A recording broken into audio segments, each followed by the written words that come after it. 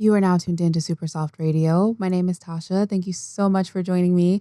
Um, Before I get started with my video, I just want to say thank you so much to everybody who is subscribed to my channel.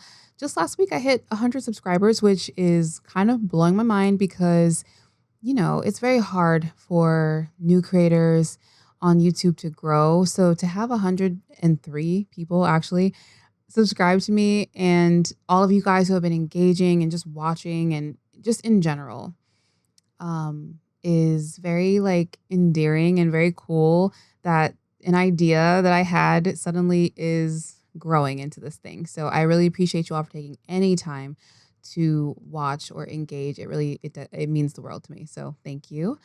Um this week we were in Japan. I mean, I feel like there's not a lot to say about that race. It wasn't very entertaining, exciting. It was actually boring as fuck, to be quite blunt. It just was not giving. And it was definitely like, go girl, give us nothing. Japan Japan had nothing for us. The most exciting thing that happened all weekend were the spontaneous grass fires that happened. And Jacques Villeneuve in the comms box, like constantly correcting Crofty. That was entertainment. But yeah, the race was not giving anything. So not much to say. I feel like, I mean, just briefly, it was interesting seeing kind of the perfect storm of like the conditions, the newly resurfaced part of the track, which then meant that the tires did not degrade pretty much at all. We did not have rain, despite the threat of rain.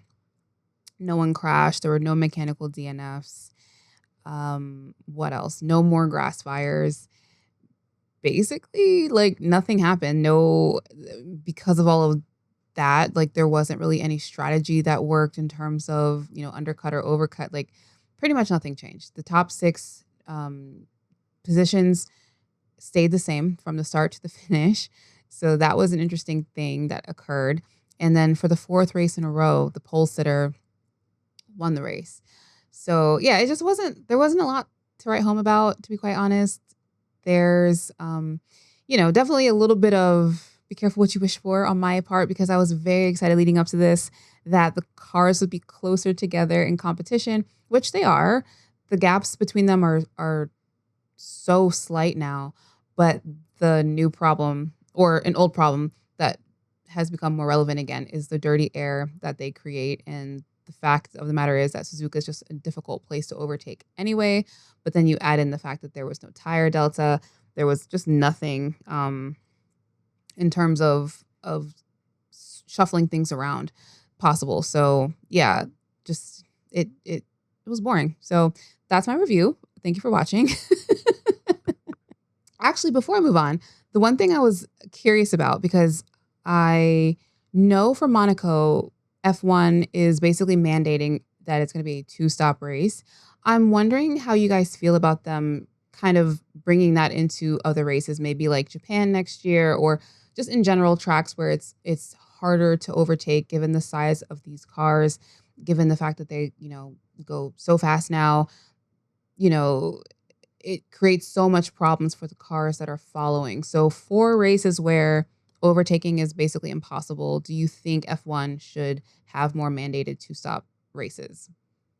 I vote yes, because I mean, just that's the most logical thing. They can't make the cars magically smaller, right? These teams develop these aero packages to help their cars go faster, but the offset of that is that they create so much turbulent air. But no team is going to revise their aero package so that, their competitors can follow more closely. So I think in my head, the most logical thing is to mandate two-stop strategies. And I think maybe a step further would be two different compounds, but I feel like that'd be pushing it. But that could be fun. So let me know what you guys think in the comments about that. I will say this. McLaren has me so bored. I'm so bored of that team. They're the front runners and they don't act like it. You would think that that was a team in the midfield, the way that they make decisions, the way that they don't take any risks. They're just boring.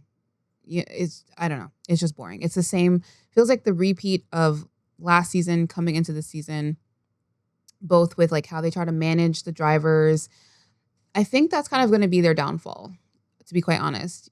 The need for both Oscar and for Lando to feel like, they're both being attended to, and like, one's not losing out over the other. I think that's just really going to bite them in the ass at the end, to be quite honest, because sometimes you just have to take these risks, and especially in this race where, first of all, they had no business being 2-3. Pole, one of those two should have been on pole, and the other one should have been right behind him. So it should have been a McLaren 1-2 at quali, and it should have been a McLaren 1-2 for the race result, but it just did not happen. And the fact that it was basically two McLarens versus one Red Bull, and they didn't at any point try to attack Max. They didn't at any point try to split the strategy, have one driver go long, like nothing. And yeah, in hindsight, we could say, well, the strategies really didn't, nothing really changed anything. And there wasn't really this didn't happen. We didn't get any red flags. Like in hindsight, obviously, we can all say that. But in the race, the fact that they started the race with the drivers on identical strategies, the fact that, Lando is pitted the same lap that Max is pitted. Like, it's just stuff like that. Things that happened in the game that could have altered the trajectory of their race just did not happen. So I think for me, it's just to see a team just constantly not want to do something a bit different, think a bit different outside the box is very frustrating. They remind me of this quote from Crazy Rich Asians, which is like, you're not playing to win, you're playing not to lose. And I feel like that's just the vibe up and down the team, is that we're doing just enough, but we're not really like taking it to our competitors. And especially like with this leg of the season, the fact that it just started 3 races ago, to not be willing to do it now feels just really silly and like short-sighted. It just feels like if you can't experiment and take these risks when there's less stakes at the moment, when are you ever going to be able to do that? Because then the excuse down the line is going to be, well, we're in a title fight, or well, one of our drivers is in a title fight, so we don't want to take the risk. But you're also not doing that now. And I feel like they have a bit more room to do that, because you really do only have one Red Bull still that's, kind of competitive. The Ferraris are doing whatever the fuck the Ferraris are doing. The Mercedes are in the same boat as always, no man's land. So it's really just, it's theirs to lose. And right now it feels like they're kind of okay with that, to be quite honest. Like, they threw away a win to be conservative.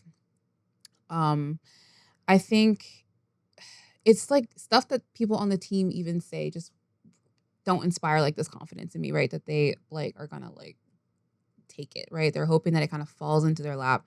Andrea Stella, after the race, was mentioning how, Max, as usual, makes a difference with the car.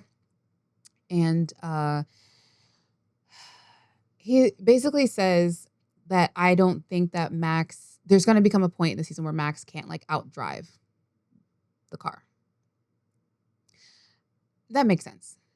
I mean, we don't know what Red Bull has up their sleeve for development. It might be nothing, honestly. The car might just be, flatline. It just might not really have any more potential in it. But like, to say essentially like, yeah, I can't wait until he can't outdrive the car, instead of just being like, I'm confident in what my team can do and what my drivers can do to win championships or win races. Like, that's the difference. I guess it's just a language thing. And I'm just like, nobody else gets red flags from this. Like, yeah, eventually Max may or may not be able to be super competitive in his car. But at the same time, even last year, we saw a scenario where Max was literally just limping along race to race. There was like a 10 stretch race period where he did not win a race, and several races where he wasn't even on a podium. and he still was able to win because McLaren was not able to get their shit together. And I fear they have carried that mentality into this season. And that scares me for my entertainment factor only, because I'm just like, damn, is this all that there is?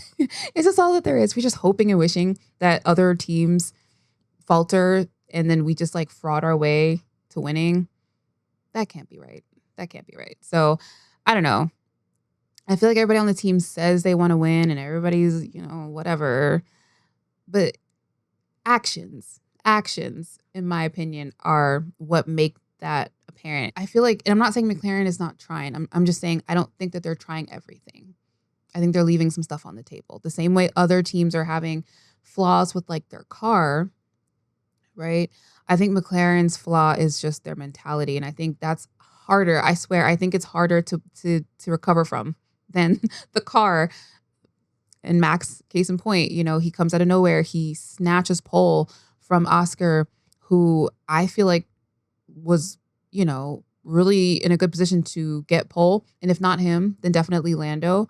But once again, like, you kind of cannot rely on the McLaren drivers to consistently put in, good performances. As soon as there's like a little bit of pressure, something happens. And I think that there's like a lapse in, concentration that occurs that just allows somebody else like Max to come in and say, well, you didn't want it bad enough and I took it.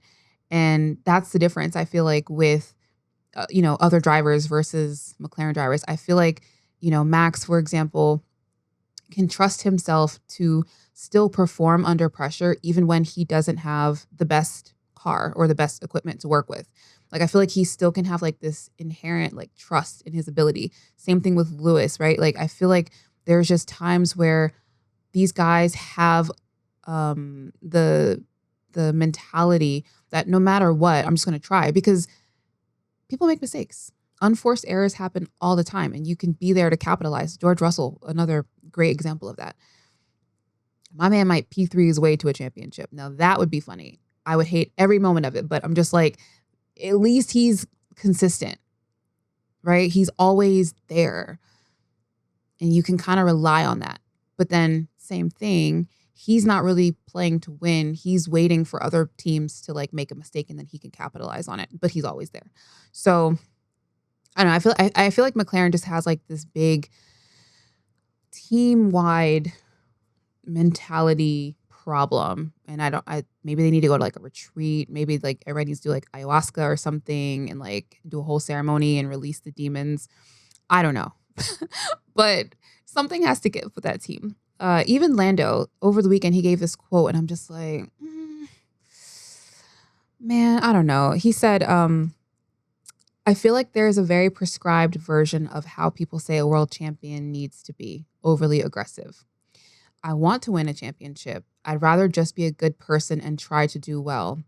I'll do whatever I can to win a championship, but maybe I won't sacrifice in my life as much as some others in terms of who I am as a person and have the fuck you mentality people say you have to have. I still believe I can be a world champion, but doing it by being a nice guy. What do you guys think about that quote?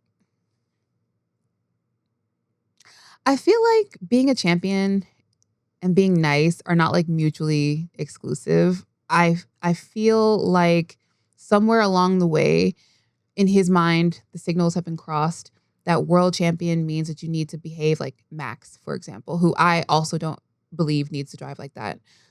I don't think you need to park your car on people's heads. Like, that's just me. That's just me. I feel like we have enough examples of him driving well without doing stupid shit to prove that point. So I don't think you need to be like a serial killer on four wheels to win a world championship. But I feel like most people aren't thinking that when they lobby this criticism at him. It's not that he needs to be an asshole, but it's like, do you not have another gear that you can kick it into when, when the occasion calls for it? Like, do you not have your version of Sasha Fierce? Beyonce is not an asshole, but like when she's on stage, she has a whole different persona that she taps into to become an amazing performer. The difference between being a good performer and a great performer. Do you have another gear like that? Are you hungry like that? There was a conversation on Twitter, unrelated to F1, but related to this conversation, that was like, essentially like, how much better of an artist do you think Willow Smith would be if rent was due? Right? Like, if her parents weren't who they were and she actually had to like make a living as an artist, because she's a great artist already with all the resources. She has made the most of having connections, but she doesn't have to put out an album every year. You know what I'm saying? Like, she doesn't have to do X and Y, Z performances to make X, Y, Z revenue. She's good forever. So she could just put an album out when she feels like it, when, you know, the mood arises or whatever. And it's kind of the same thing at McLaren. It's like, what would it be like if the eviction notice was on the door? If the rent was due and you guys had to like do something, you know, incredible to have better results? Like, are you capable of that? And I feel like Lando's kind of in that boat where it's like, because your team kind of revolves around you, and, you know, if you need anything, they'll get it for you, or they'll try as much as possible to get you what you need. You know, how much hunger do you actually have? I'm not saying it's not there, but I'm saying, like, is it taken over your mind yet to say like, oh, I'm not going to sacrifice in my life as much as others? What do you mean? Max, for example, has said, listen, I don't even think I'm going to be there for the birth of my child. That's who you're going up against. You're going up against him. You're going up against like a Lewis Hamilton, who basically put the rest of his plans to be a dad and to be a husband on the shelf to stay in F1. Just live out his dream. You know what I mean? Like, that's a sacrifice. Lewis is a nice guy, but he's sacrificing something. So it's like, these are the guys that you're up against who would do like anything to win. And you want to come to a gunfight with like a paper straw. You know what I'm saying? Like, you are just so ill-equipped, and it's just a mental thing. I mean, again, these guys are all really talented. There's like no denying that. There's no denying their speed, whatever. But the differences I always say between them is just how they talk about themselves and how they perceive themselves. And I don't think necessarily that Lando is wrong to say like, oh, I don't want to have to be a dick to be successful. I agree with that. You don't have to do that.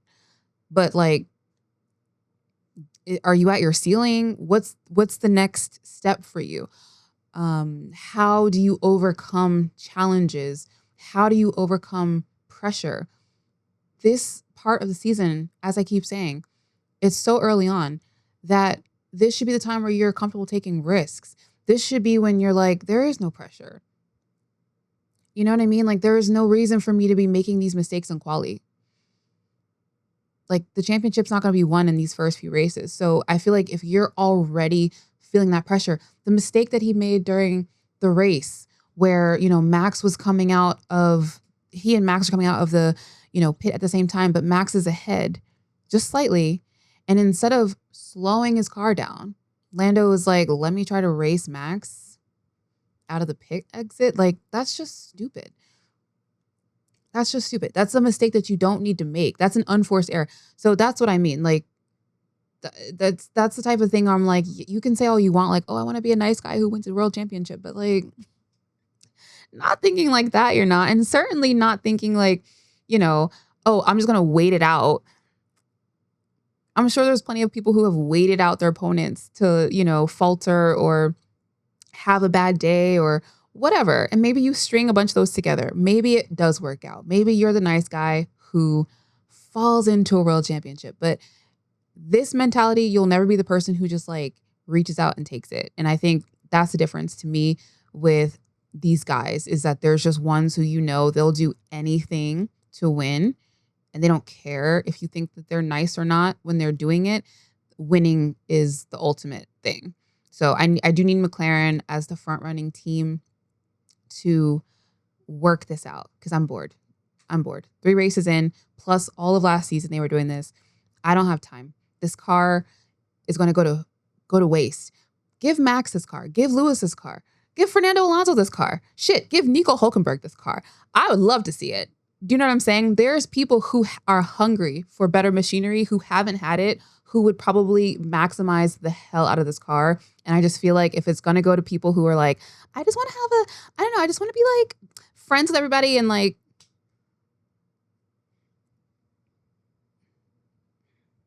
girl, you can always have a tea party somewhere else. I want to see some racing.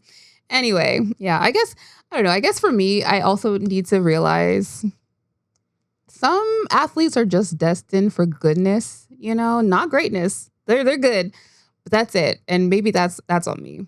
Maybe I'm expecting too much from these guys that, they have another level that they could go to. But yeah, I need somebody who's clutch. Right now, I can't put money on Lando. I can't put money on Oscar, as much as it pains me to say. I love Oscar. You guys know that. But when the going gets tough, it's like, can you really rely on these guys? It comes in waves. So, yeah, you either want to be great or you don't. And I fear they're telling me with their own words. Now that I'm like speaking out, I'm like, yeah, they're kind of just telling me that they want to be good. That's fine. They're good. They're content with being good. They're content with waiting for their enemies to fall. So and listen, it could happen for them. It could happen. But why not make it happen? Why not force the issue? So yeah. Anyway, Lando now has like a 1-point lead over Max in the WDC. And I'm like I said, it's too early, but you can tell that the pressure's already starting. So I feel like only having a 1-point lead over a guy who his car is shit. Like, it's not a tractor. I know people trying to like make Max like oppressed so bad. The drivability is bad, but it still has pace, right? Like, it could be the Ferrari. The drivability is bad and it has no pace. It could be that, but it does have one thing. So, yeah, that if that's the guy that's breathing down your neck, you're in danger, girl. You're in danger. And I said this in my first episode because I was just like, it's not enough to have the fastest car. It's just not. It really is not. And because we see so many times where in recent years, just examples of times where people in lesser equipment have done more with it because they have a better mentality. Their team is working together better. Like, other factors come into play than just being the fastest. So yeah, for me, it's just like, I need McLaren to take more risks as the front running team. Stop being so fucking boring. This is so disheartening. 2-week break. And this is the slop that we were served. So I need more. I need more. But as I say that, there is a time and place to be conservative. And I think Yuki Tsunoda proved that this weekend, proved that in practice. His debut at Red Bull at his home race, I feel like he approached the weekend the 100% correct way, especially practice, which is where he just wanted to take it a bit slow.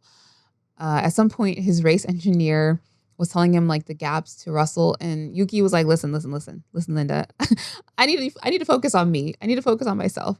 And I really like that. He sounded so like composed over the radio. And I'm not saying like, I'm not with the whole like, oh, Yuki is so volatile over the radio. I'm not trying to say in comparison to that. I'm just saying in general, he sounded very composed, very about his business, very like intentional about what he wanted to do. And I really love that for him. I've noticed even before the Red Bull switch, his confidence level has been so high. When you see him doing like the, press stuff, when he's doing interviews, when he's doing like the, even the fun TikToks for the team, he's just carrying himself very like, I don't know, very well. And so coming into this weekend and then also hearing him be very assertive on the radio, what he wanted to do, how he wanted to approach the weekend, I was like, see, he's doing it right. Because anybody else would come in and try to go hard in the paint and end up in a wall. Shout out, Jack. Um,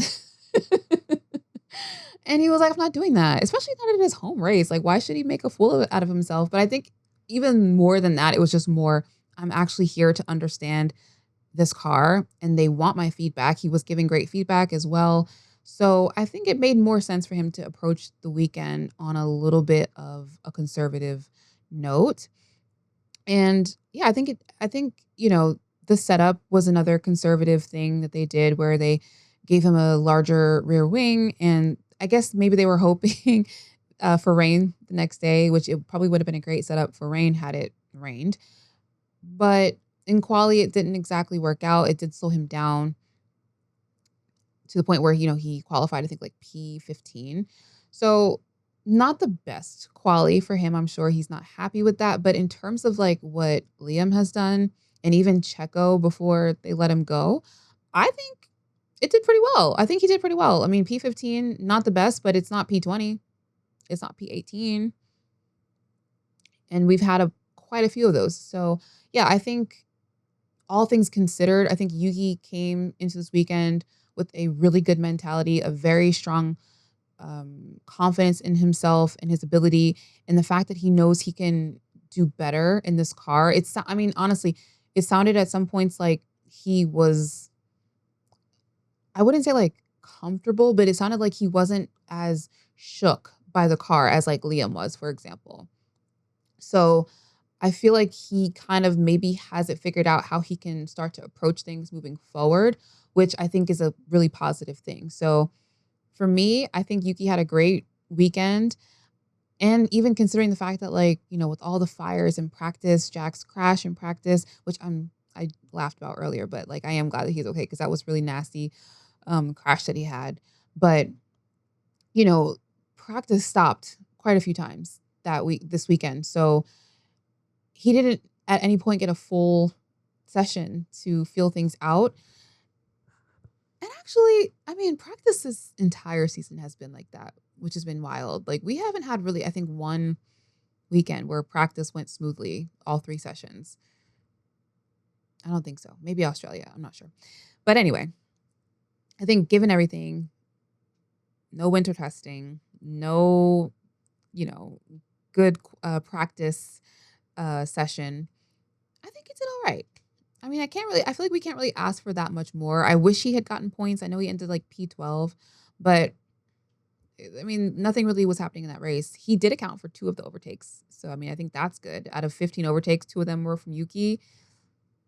Like, there's something there. There's something there. Um, yeah, he had a great approach. I mean, I feel like I said, everybody, I think it's like the sword and the stone kind of concept where everybody wants to come in and try to wrestle this car with like brute force. And I think he's like, let me just try to take a more gentle approach at first. Let me feel it out. Let me see what feedback I can give you to start with. So then we can like move forward on a good, sort of good foot versus just trying to like, do glory runs and do the most. So I think this was more productive use of his time. I think this was a good weekend for him. Yeah. And then, of course, the red team. Ferrari, my loves. What is going on? The pace of that car was shocking. Lewis and Charles went an interesting way for quali. They both chose their own setups. Charles was able to extract more and get like P4 in quali. Lewis was P8. And, again, knowing what we know in terms of quali, track position is everything. And Lewis was just in a worse off position to start with. So, to start the race, they tried to do something a little bit different. They gave him hard tires instead of the mediums that everybody else was on. And it did work out pretty well at first. He was able to overtake Isaac, and it seemed like he was doing pretty well. He just was never able to overtake Kimi. He got somewhat close, but dirty air and, no tire delta meant that there was just no overtake to be done. So that was a little frustrating, a little bit annoying, but at the same time, he was able to make up a position. And I do think given this race, where no one else was able to do that besides a couple other people. That's a good thing. But then looking at Charles, he was in the same situation. I think they both separately called this race like a lonely race, which I thought was like, okay, we're doing the twin thing again. Uh, but they both were in their own sort of like situation where they weren't in a position to overtake anybody. I mean, nobody really was, but you know what I mean? They didn't really have any pace. And Charles was never, I don't even think really even that close to Oscar at any point. And he more so had to worry about Russell, who was behind him. So yeah, it was just kind of a weird race for Ferrari, but I think seeing where both drivers ended up with such large gaps to the person ahead, I think Charles was like 15 seconds between him and Oscar at the end. Like that's a huge margin. And I'm just like, he was pretty much in clean air. So it's like he wasn't able to do anything. So that car, the fact that they're both on separate setups, it just says like that car is fundamentally something is not right. So after the race, we learn that Ferrari actually had to have the car raised, or didn't have to, but I think after the DQ in China, they were just playing it super safe. Maybe the name of the game this episode is like being conservative, how that doesn't always work out. And I feel like this is a great weekend for that. Because you see up and down the grid, you see a lot of lessons in being a little bit conservative. But anyway, sorry. They ran the car 3 millimeters higher than what I guess they should be running it at, which means that from the jump, their car is just compromised. So even though you see two separate setups, there's still a ceiling. I mean, P4 at no point did Charles look at all like he would be threatening for pole. Lewis clearly also did not have pace. So like at no point did the car look competitive. And then of course in the race, even still, Lewis, there were some laps where he was lapping as fast as the guys in the front of the pack. But again, you're in P8, or P7. So it's like, yeah, that's great that, he's still able to extract some performance out of the car. But just because of the pace not being there from quali, you're not able to really show what you can do. So that was frustrating, but it was interesting hearing afterward from Fred. He says that his team were 2 to 3 tenths down in qualifying and had the same margin in race pace, but he believes that they can bridge the gap this season. He says last year we were able to come back. The first couple of races we were 6 tenths off on average, and we were able to come back during the season.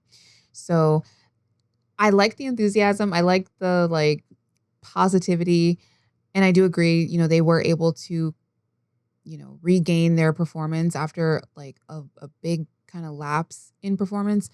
So yeah, I mean, I believe Fred when he says that they can develop in season. They did prove it last year, so you can't really say like, oh, I don't know, I don't believe it. But the first big test is going to be Bahrain, where they're going to bring a new floor. I think Lewis mentioned something was wrong with his car. I'm assuming he was alluding to something being broken with the floor, something being wrong with the floor. So, yeah, they are going to bring a new floor. The team sounds split in a couple of different ways. So, firstly, I thought it was interesting hearing from Leclerc that he wants to kind of start doing his own thing in terms of like setup. Because at the beginning of the season, I do recall him saying, me and Lewis have similar driving styles. And in terms of development, we'll be developing in the same direction, yada, yada, yada. So it is really interesting now to see Leclerc is essentially saying, like, I want to do my own thing. I don't think it has anything to do with Lewis, but I think it's kind of that thing where he's starting to see the writing on the wall a little bit, like where he needs to take matters into his own hands. And so I do think that's like an interesting little thing that has started to develop. And again, 3 races into the season, it's kind of early to see that type of change in approach. But I mean, I also feel like you gotta do what you gotta do.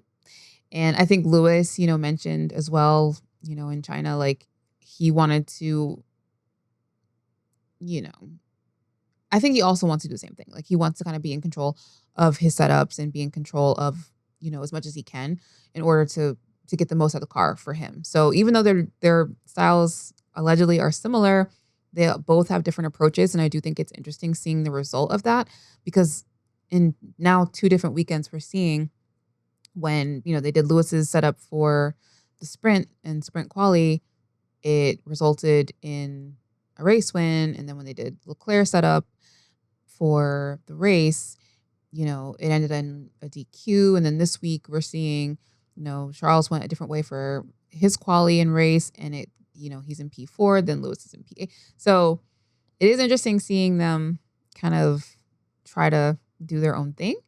And then the second split, as I was reading the article about the upgrade that they're bringing to Bahrain, there was a bit of, I guess, like a back and forth about if it should come in Bahrain or if it should stay on schedule for Miami. I believe Miami was the original target date for this upgrade. And the 2 different camps are, one believing that, there's something wrong with the car that they haven't quite figured out yet. And they basically believe that adding an upgrade could be like a Band-Aid on top. It could make it difficult to identify the full underlying issue. Like it may make the car perform better, but they're essentially saying there still could be an underlying issue that we don't understand. So they wanted to kind of wait to see if they can figure some things out and then bring an upgrade to Miami. And then you have the other train of thought, which is like, dude, let's just bring it. We're essentially now going to be going on 4 races where something is very wrong with the car. It's, unstable. The drivability is not there. It's not predictable or reliable. So I think they're just like, slap the Band-Aid on. Slap the Band-Aid on and let's move on from there and see if we can get the car, at least working to where we have something that we can work from. So yeah, it just seems like there's 2 different trains of thought happening at Ferrari already in the season. And I'm like, okay. We'll stick a pin in that, because hopefully it doesn't like fracture the team down the line. Maybe it's just one of those things where everybody just can't agree and like whatever, we'll just try it and see what works. I did see that there was like a time frame. And again, I don't know if this article, I don't know how accurate everything is, but the article did definitely mention that they were at least going to take this next month to work on the upgrades for the car. And maybe after that, they would just start looking ahead to 2026. So yeah, there's a little bit of allegedly a timetable that we're working in to get this car a bit more workable. Again, I feel like, as long as the car is drivable, then I think the drivers can do something. But, we are in a season where eventually everybody's going to have to switch to 2026. The priorities can't be 2025 forever. And it's like, the thing is, I can see both points of view, especially if we're talking about something being wrong with the car that can come back later down the line and like bite them in the ass because they didn't take the time to fully understand where their problems are coming from. But then I also see that we're about to be 4 races in and this team is extremely far behind in terms of points in both the drivers and the constructors, and being second place last year, even with all of the issues that they had, falling back to 4th feels way too steep of a drop for a team to be making. That, like I said, was about to be second place. So yeah, I think they have really high expectations that they have to meet. And random aside, because I know I've seen a lot of, I hate like talking so much about like what people say online, but it just sparks an idea. And I'm just like, I did see people say along the lines of like, oh, I bet Lewis Hamilton is regretting going to Ferrari now. Like, does he regret leaving Mercedes? And I just want to say, you guys need to keep up. Staying at Mercedes was never an option. Like, there was never a scenario where he was going to be at Mercedes in 2025. he was going to be unemployed. The options were unemployment or drive at Ferrari. So I just want to like make that clear because I keep seeing so many people wrongly. I was watching a channel that did such an excellent job of like dissecting all this like technical analysis of like the floor upgrade and all this stuff. And then at the end, it's like, yeah, I wonder if Hamilton is regretting going to Ferrari. And I'm like, dude, you took all this time to research and understand how a floor upgrade can impact Ferrari's performance for the next, however many parts of the season. And then you start talking nonsense about stuff that we've already discussed. The contract that Lewis was on was not going to allow him to have a job at Mercedes, whether he wanted to say or not. So I just wanted to say that because I feel like that sentiment keeps like popping up, whether it's in like the commentary or whether it's like online. And it's like, dude, please keep up. It was never an option. Stop trying to make fetch happen. The man was not staying at Mercedes one way or the other. Okay, that's it. So anyway, back to the floor upgrade. So the floor, like I said, is supposed to help address the rear instability, the stiffness of the rear suspension, and just kind of give them, I think, a good, like, I don't want to say neutral, but you know what I mean? Like a good point where the car becomes reliable and predictable. So when they make changes, they know what they're getting. And so that's what's in store for Bahrain. It looks like Leclerc is going to miss FP1. Dino Beganovic is going to be doing his rookie session. And so he'll be running, it looks like the old floor. And then Hamilton will have the new floor upgrade for FP1 at the very least. And to me, that makes sense because then they could do like comparisons and figure, out what was going on with the old floor versus the new upgrade, how it helps improve things. So I feel like that's just something to look forward to. I am hoping, fingers, toes crossed, like everything crossed, that this just helps move us forward even a little bit. I'm at least happy that the team feels at this moment confident that, they can do some in-season development and try to get closer to the guys up ahead. Thankfully, even though there are teams ahead of us, just looking at these gaps, like nobody's really that far ahead. I mean, honestly, it could be anybody's game once these upgrades start hitting. Some teams' upgrades might not even work. Knock on wood that it's not ours, please. Please knock on wood that Ferrari does not have that problem. But you know what I mean? Like not every upgrade that a team applies works on their car. So, we might see teams jump forward. We might see teams jump back. We just never know. And a lot changed last season as well. The first few races went one way and then the rest of the season went a completely different direction. So I do still feel like there's hope for things to be salvaged, but I definitely feel like race 4 feels like an inflection point, not just for Ferrari, but for a lot of the teams. Everybody has to get their shit worked out, whether it's car stuff, whether it's teammate stuff, whether it's mentality stuff. The season is full steam ahead. So we're no longer in that period in my mind where, you could just like make little mistakes and it doesn't matter. Like now everything is starting to matter. Points are starting to accumulate and pressure starting to rise a bit. So yeah, I think everybody has some work to do. That's my main takeaway, I guess, from Japan is everybody has some work to do. Nothing feels like it's straightforward this season. It's, I think, still anybody's ball game. And I think there's many factors for that. But yeah, let me know what you guys think. Let me know how you felt about Japan. I know the consensus is that it was boring. I agree. But yeah, let me know if you saw anything like within the teams, the drivers that you kind of wanted to like talk about in the comments. I would love to chat with you guys some more about this race or, just in general, the season so far. And yeah, I will see you guys after Bahrain. Oh my God, you guys, fingers, toes, everything crossed. I'm so serious. Like Ferrari cannot let me down this season. Listen, I can't do this. I can't go back in the trenches. I'm sorry. I felt like, I was like, oh my God, I see the sunlight. I see the light. And slowly, like dirt is just getting like piled back on top. So I'm trying not to be cynical. I'm trying.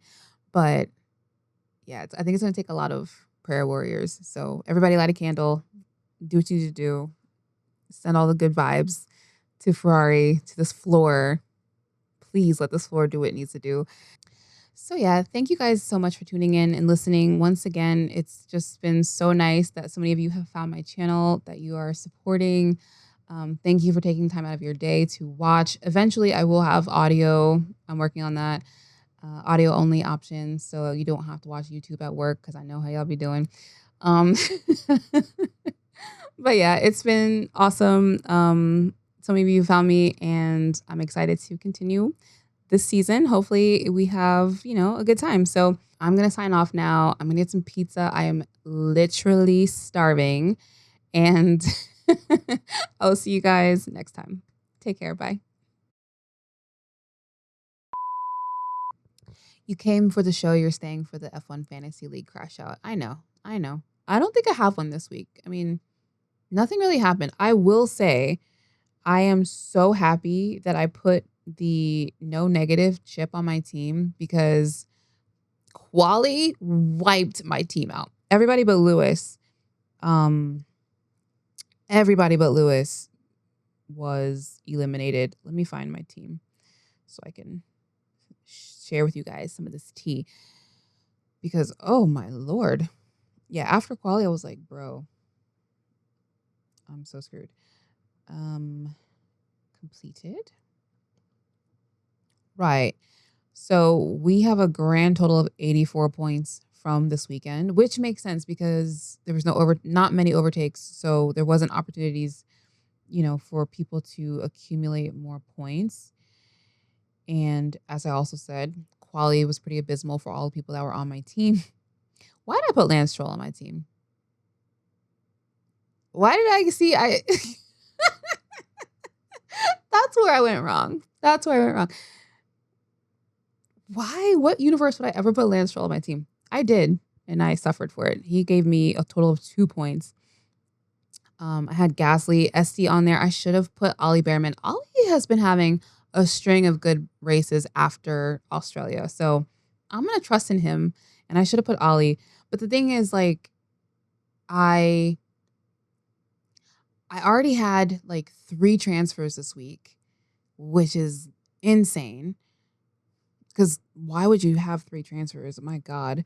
But they were all flops. Like, every transfer was a flop. I put Nico Hulkenberg in there. He did nothing for me. Pierre Gasly did nothing. I mean, he did more than Jack, but I should like get rid of him, right? Lance, because clearly I had some kind of like episode. I was just like, yeah. The problem is, like, you need a midfield. You need like a couple of midfield guys, right? Because you don't have the budget. But why did I put Lewis Hamilton in like a bunch of people who are flop? Like, I don't know. My brain is not working. So yeah, I used up my no negative chip. Thank God. I have 84 whole points after that weekend. And I have $2.1 million in my in my budget. So I am happy about that. But I really want to put Yuki on my team. He was on my other team. And oh my God, hold on. The whole situation with Yuki pisses me off, because you get a notification from F1 that's like, basically, Liam and Yuki have changed teams. So you need to use one of your transfers to avoid having an inactive driver on your team. And I'm like, oh, excuse me. Why can't I just keep the guy and you just swap the uniform? Like, what the hell? What the hell, Like, what are y'all talking about? And then on top of that, then the price goes up. And listen, get your bag, King. I agree. Your bag should be raised, but not for me. I believed in you when you were less money. Why should I be punished because you went to a better team? Like, that's just unfair. That's just so unfair. That's unfair. And now I can't even afford to get him on the other team. And it's just like, they're testing me this year. And normally I don't care about Fantasy League at all. Like, one little bit. Because I just get bored. Because I'm like, this is not fun to lose every week. I don't have a winner's mentality, clearly, as I said earlier. Like, you either have it or you don't. And I don't have it. I don't have it. None of my drivers are cooking right now. And it could just be a thing of like, it's early in the season. Things haven't really happened yet. But I'm losing ground. I'm losing ground. And I don't have the money to put the people on my team that I want.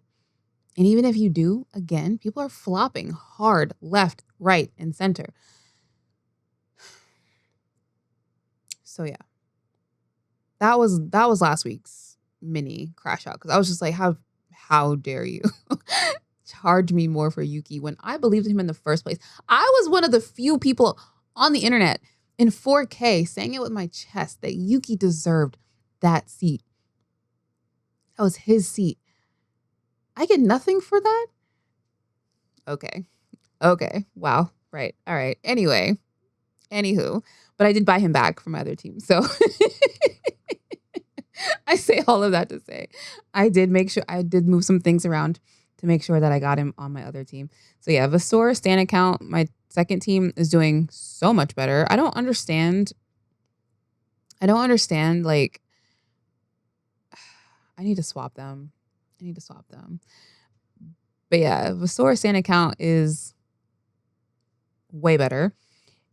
And Forza 44 head needs some work. So I'm gonna try to finagle some things. I'm already like down a transfer though. I'm at the point where they're starting to take points away when I transfer a driver. So I have to do this methodically and slowly, or else I might have a good weekend and lose all my points just from transferring everybody. So yeah, that's the tea this week. Not much to write home about in terms of points. Like I said, 84 points. I think I'm 12th in my league. And I'm running out of chips. Do you get like a replenishment of chips if you use them all? I feel like I'm going to need that no negative chip later down the line, but it just had to be done this week. It had to be done. So yeah, I'm Lord have mercy. I need help. I need a coach. If you are a fantasy league coach, contact me, get in touch, because I need help. Clearly. Oh my God. This week, I'm so... What do you mean we're not getting a Tokyo Drift video? Like, how much more do I have to suffer in 2025 before I feel some kind of release? You know what I'm saying? Like, what have I done to deserve this? Look at the world. And all I was looking forward to was F1 all year. And then F1 has been a kind of a flop. But you know who hasn't been a flop? Lewis Hamilton in his TikTok era. He has not been a flop. And he teased a video for this year's Tokyo Drift. And I was just like, oh, thank God. Something to look forward to. And he took the damn trailer down. And then hasn't said a word. So I'm assuming Ferrari legal got in touch and was like, actually, sir, you can't drift that car around Tokyo. We didn't get a permit. Okay, like this isn't going to be a good look for us. So that's kind of how I feel things went down behind the scenes. And am I salty? Yeah, I'm pissed because I want to be entertained. I deserve to be entertained. And now we don't even get that. So whatever. Speaking of TikTok, my bestie responded to me. I know you guys seen it. So many people... Dude, so many people came out of the woodwork to congratulate me for Lewis responding to my question if Roscoe beat him in backgammon. Do you guys understand how unserious? Do you understand how unserious it is that I asked him if Roscoe beat him in backgammon? And this man responds, no. And then y'all are like, Tasha, oh my God. Did I freak out? Yeah, maybe. You need to compose yourselves. Like, relax. I'm just kidding. No, it was actually really funny. This is the second social media interaction that Lewis and I have actually shared. You may or may not know this, but I'm his last public like on Twitter. And I mean, I made a little joke and I used one of his videos as the reaction. And it's just like, he thinks I'm funny. Obviously, like, duh. So... So yeah, am I God's favorite? Seems like it. And yeah, I'm definitely like in bestie territory. Like 2 interactions on social media, I feel like we're getting somewhere. So I'll let you know if anything develops. But it's just been like so funny. I swear to God, like you guys have me dying laughing. That was at least a high from last week. Like, come on, universe, give me something to work with. Give your girl something. I'm not gonna lie, I kind of feel bad for Adrian Newey. I did see, it looks like Franco Colapinto did a test today. So I'm looking forward to what that means. I mean, Jack had a big ass shunt in practice. Why was my man holding the DRS button down? Like, sir. He said, I did it in the simulator. So, I was like, no. Like, Jack, I do like the, what do you call it? I like the gumption, right? The kid's got balls. But wow, you could have died the way that you yeeted yourself off the track. Like that was the car was blown into smithereens. It looked like confetti. Like there was a seat and that was it. All the slow-mo stuff too, like the broadcast, they slowed down his crash. You could see all the like safety mechanisms, like how they were working. Whew. Bless modern F1 safety technology because that was crazy. He just, yeah. So I think Jack's days are numbered. You're done. You're done. Put the steering wheel down, sir. Yeah, so I think Franco might be the next up, or, it could be nothing, but he was doing a test. And so I just thought that was interesting. And I think I would like to see Nephew back on the grid. I do believe that he would do really well. And yeah, I just want to see it. I like Franco. I need another Team LH member on the grid anyway. Are the kids all right? What do you mean you were practicing in the sim, not closing the DRS after that straight? Like, are you crazy? Are you crazy? Oh my God. Just because you can do it in a simulator doesn't mean you should try it in real life. Like, bro, like there's just so many things that you should not do. What made you think that you were going to make that? I mean, obviously, if you did, it would have been like, whoa, saved a lot of time. Shaved off like 5 seconds off that lap. But there's no way. There just ain't no way. Ain't no way. Look, that car was like, shit said poof. And that was it. Like some shit off of Looney Tunes. That was wild. I never need to see anything like that ever again in my life. Once was enough. Thank you. So yeah, I do hope that Jack recovers. However, I'm going to have to go ahead and agree with the team that maybe we just need to put somebody else in the seat that's just a little bit more refined, a little bit more ready for the moment. And Jack, thank you for your services, but no more. No mas. Thank you. Thank you so much for watching that episode. If you enjoyed it, please be sure to give it a like and also subscribe to my channel if you want to see more content from me in the future. As I said, next episode it will be after Bahrain. So I hope you guys take care in the meantime, and I'll see you around. Bye.